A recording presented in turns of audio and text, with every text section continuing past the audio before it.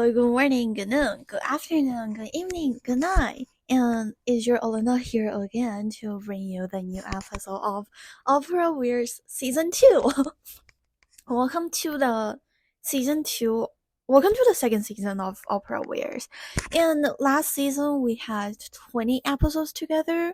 I hope Opera Weir's could accompany you for a longer time and hopefully you will enjoy it.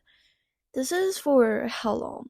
3 or 4 months since my last episode, and life has been pretty good for me anyway. How about your guys' life? I just spent my summer with classical music.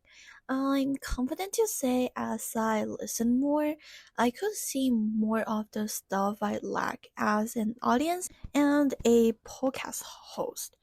To be honest, life has changed a lot since I started to do podcasts. I definitely became more outgoing in a way, and it developed my speaking and writing skill for sure. And I just really enjoy what I'm doing.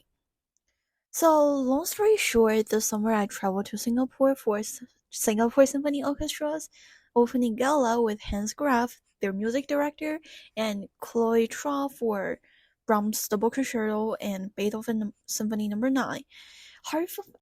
Hardly I got the ticket at the last moment. And the Esplanade Theater is such a good place, and so is Singapore. Way more better than New York, at least. And the sound effect of the theater is definitely somewhat better than the David Giffen Hall.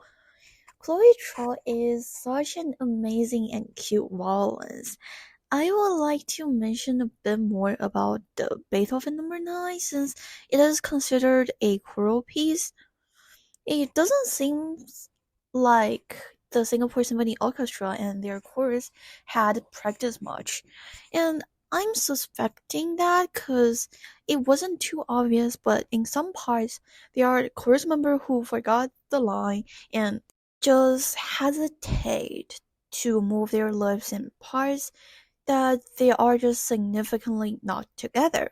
But besides that, I would like to call it a nice experience since it's just fun to travel to other places for classical music, which I really like, and the sense of fulfillment is irreplaceable. And by the way, Chloe Troll released her Butterflies Lover Concerto like in July, and if you haven't listened yet to it, please take a listen and support Chloe Trout. And then in earlier this month,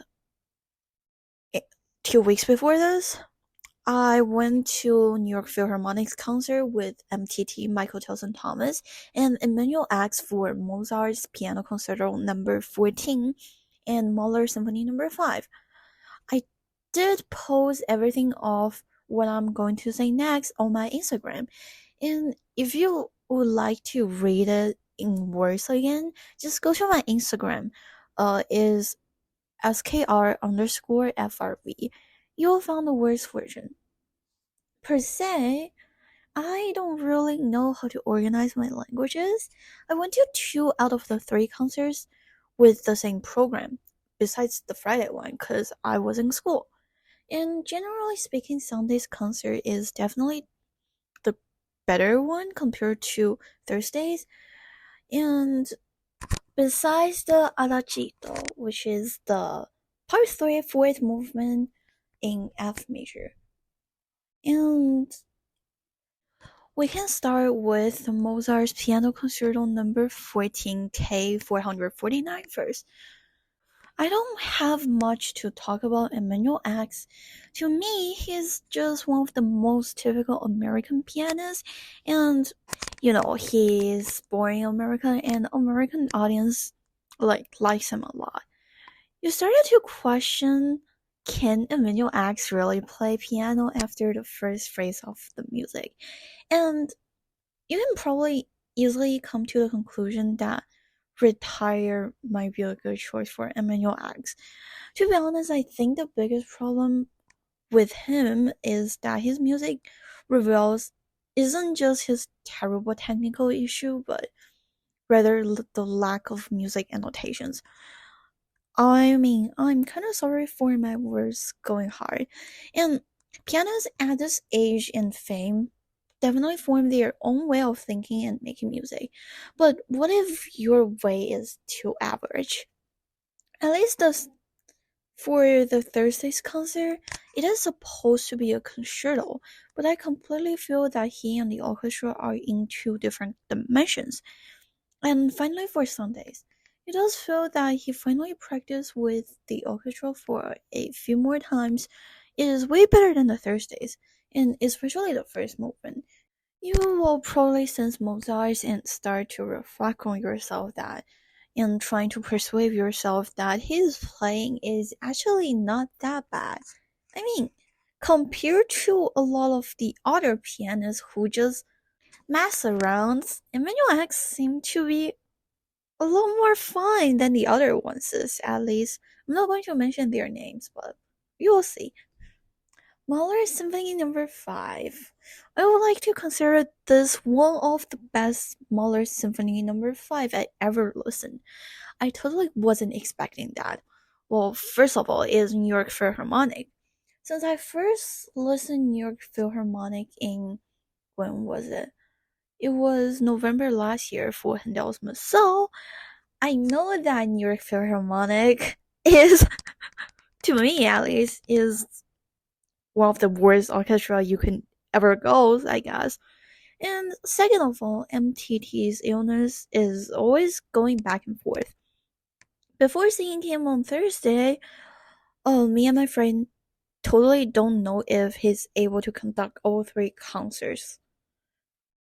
It is not hard to say what MTT did good, but it's a thing that most conductors these years can't do. Is really respect the music and give the sentences out of the score.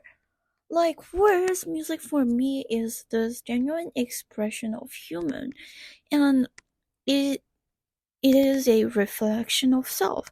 What I really appreciate MTT is that he is not only solid at his techniques that allows him to at least adjust and instruct the infamous New York Philharmonic, but also gives the shape and flow out of the score. MTT gives the best adagio with the New York Philharmonic on Thursday. Even his own concert with the San Francisco Symphony Orchestra couldn't compare. I mean, that one I'm referring to the one he did this earlier this year while he was terrible with his illness. But he also got a recording with the San Francisco Orchestra all the way like 1 or 2 decades ago. And if you want, you should definitely take a listen of it. He conducted it in a soft and calm manner. The adagio is still good for the next 2 days, but just not as good as was presented on Thursday. And on the following two concerts, MTT focused more on the completion and fluency of the symphony. And he just make it delightful. Now, allow me to introduce the New York Philharmonic again, or the worst possible orchestra. For decades, New Yorkers always have this disgusting taste of whatever sound the loudest is the greatest.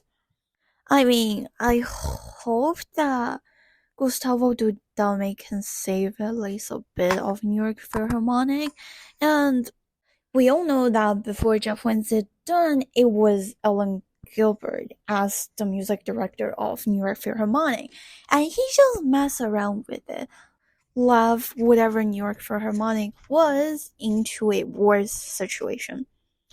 The brass section just as terrible as what I was expecting. They lose their control on the first note and continue. They just can't stop at all. And the string section isn't solid enough to support the Mahler's piece. I mean, another thing that I found hilarious is the difference between a Mozart's orchestra and the Mahler's orchestra. They tripled the size of the orchestra, and during the intermission, you see people moving their chairs and instruments. It was interesting. And okay, anyway, let's go back to the Mahler's Fifth. On Sunday, it was pretty ironic since trumpet solo in the funeral march. You know, the da da da da da da, that one. Uh, if initially goes steady and fine, but the soloist gets nervous and broke the sound right after. But anyway, thanks MTT that under such a situation, the symphony can still be fully expressed. I was thinking of turning this podcast into a broader podcast that includes both of my classical concert reviews and opera reviews, since I constantly go to both of them and I did book my tickets for it this season, and there are going to be some interesting classical concerts. I actually would like to do a podcast about not only opera but classical concerts, and writing stuff just on Instagram doesn't feel enough for me. Let me know if you have any ideas, and I really would be appreciating it. Next concert I'll go will probably be Manfred Honeck with Kinger a Love Song for Brahms Piano Concerto Number 1 and Beethoven Symphony Number 7. I can't wait to listen to Love Song live. I only listened to his Goldberg variations, and for me, he's like a Glenn Gould number 2. My friend went to Olafson's Chinese tour and fell asleep. And for Honig, I know my friend's friend likes him. So I'm not pretty sure about Honig yet. And I thank you so much for listening. And as always, if you have any questions, comment, opinions on what I said, or just want to talk to me, please email aulindatown@gmail.com. It is AULINDATANG@gmail.com. See you in my next episode. That'll probably be released just 2 hours right after this. I don't know because I've already finished the script and I just have to record it. And thank you so much for listening and stay tuned with Opera Weird Season 2. The next episode will be about Metropolitan Opera's Grounded, which is a quotation mark disgusting new production. That's what I mean a lot of my older friends said, but I really like it. It's not that bad. I mean, new productions or slash contemporary operas doesn't mean it's bad, and I really like it. I wrote a 1,500. I wrote a 3 pages script about how good it is. So take a listen and see you.